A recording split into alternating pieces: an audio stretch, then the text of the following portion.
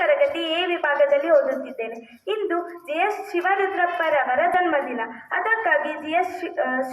ಶಿವರುದ್ರಪ್ಪರವರ ಬಗ್ಗೆ ಕಿರು ಮಾಹಿತಿಯನ್ನು ನೀಡಲು ಬಂದಿದ್ದೇನೆ. ಕನ್ನಡದ ರಾಷ್ಟ್ರಕವಿಗಳಲ್ಲಿ ಒಬ್ಬರಾಗಿ ವಿಮರ್ಶಕರು, ಸಂಶೋಧಕರು, ನಾಟಕಗಾರರು, ಕನ್ನಡದ ಪರಿಚಿತ ಕವಿಗಳೆಂದೇ ಪ್ರಸಿದ್ಧರಾದ ಡಾಕ್ಟರ್ ಜಿ.ಎಸ್. ಶಿವರುದ್ರಪ್ಪರವರು ಶಾಂತವೀರಪ್ಪ ಮತ್ತು ವೀರಮ್ಮನವರ ಪುತ್ರನಾಗಿ ಶಿವಮೊಗ್ಗ ಜಿಲ್ಲೆಯ ಶಿಕಾರಿಪುರದಲ್ಲಿ ಫೆಬ್ರವರಿ 7, 1926ರಲ್ಲಿ ಜನಿಸಿದ್ದರು. ಇವರು SSLC ಮುಗಿಯುತ್ತಿದ್ದಂತೆಯೇ ಬಡತನದಿಂದಾಗಿ ಸರಕಾರಿ ನೌಕರಿ ಹಿಡಿದು ದುಡಿಯಲಾರಂಭಿಸಿದ್ದರು. ಗುಬ್ಬಿ ತಾಲೂಕಿನ ಕಚೇರಿಯಲ್ಲಿ ಗುಮಾಸ್ತರಾಗಿ ಸೇರಿದರು.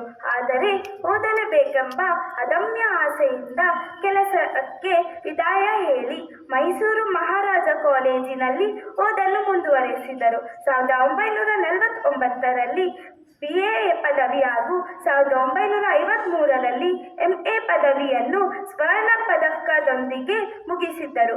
ಮೈಸೂರಿನ ಯುವರಾಜ ಕಾಲೇಜು, ಮಹಾರಾಜ ಕಾಲೇಜು, ಮಾನಸ ಗಂಗೋತ್ರಿ ಕಾಲೇಜುಗಳಲ್ಲಿ ಅಧ್ಯಾಪಕರಾಗಿ, ಹೈದರಾಬಾದ್ ವಿಶ್ವವಿದ್ಯಾಲಯದಲ್ಲಿ ಮುಖ್ಯಸ್ಥರಾಗಿ ಸೇವೆ ಸಲ್ಲಿಸಿದ್ದರು. ಇವರ ಕೃತಿಗಳೆಂದರೆ ಸಮಾಗಾನ, ಚೆಲುವು ಒಲವು, ದೇವಶಿಲ್ಪ, ದೀಪದ ಹೆಜ್ಜೆ, ಕಾರ್ತಿಕ, ತೆರೆದ ದಾರಿ, ಪ್ರೀತಿ ಇಲ್ಲದ ಮೇಲೆ, ಪರಿಶೀಲನ, ಗತಿಬಿಂಬ, ಚಿಂತನ,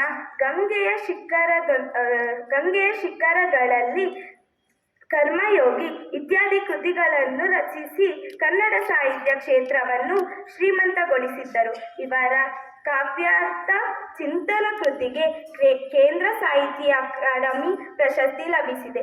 ಕರ್ನಾಟಕ ಸರಕಾರದ ರಾಜ್ಯೋತ್ಸವ ಪ್ರಶಸ್ತಿ, ನಾಡೋಜ ಪ್ರಶಸ್ತಿ, ಪಂಪ ಪ್ರಶಸ್ತಿ, ಮಾಸ್ತಿ ಪ್ರಶಸ್ತಿ, ನೃಪತುಂಗ ಪ್ರಶಸ್ತಿ ಇನ್ನೂ ಮುಂತಾದ ಪ್ರಶಸ್ತಿಗಳು ಇವರಿಗೆ ಲಭಿಸಿದೆ. ನವೆಂಬರ್ 1, 2003ನೇ ಸಾಲಿನಲ್ಲಿ ಜರುಗಿದ ಸುವರ್ಣ ಕರ್ನಾಟಕ ಉತ್ಸವದ ಸಂದರ್ಭದಲ್ಲಿ ಜಿ.ಎಸ್. ಶಿವರುದ್ರಪ್ಪನವರಿಗೆ ಕರ್ನಾಟಕ ಸರಕಾರವು ರಾಷ್ಟ್ರಕವಿ ಎನ್ನುವ ಗೌರವವನ್ನು ನೀಡಿದೆ.